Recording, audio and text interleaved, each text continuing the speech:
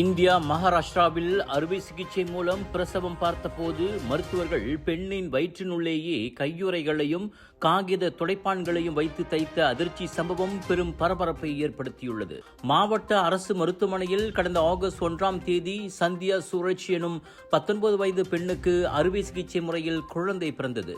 4 நாட்களுக்கு பிறகு வீடு திரும்பிய நிலையில் அவருக்கு கடுமையான வயிற்று வலி ஏற்பட்டது.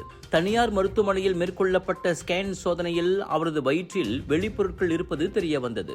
இதையடுத்து மருத்துவமனையில் அனுமதிக்கப்பட்ட அவருக்கு அவசர அறுவை சிகிச்சை செய்யப்பட்டு மருத்துவர்கள் மறதியாக விட்டுச் சென்ற அறுவை சிகிச்சை கையுறைகளும் காகித துடைப்பான்களும் அகற்றப்பட்டன.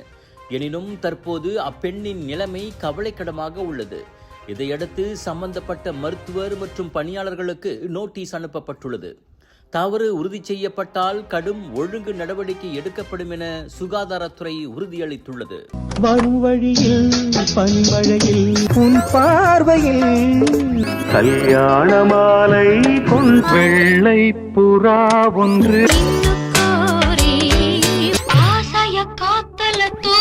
உன்னை காணாதிரும் நொடி நேரம் பல மாதம் வருடம் என மாறும் நீங்காத ரீங்காரம் நான் தானே.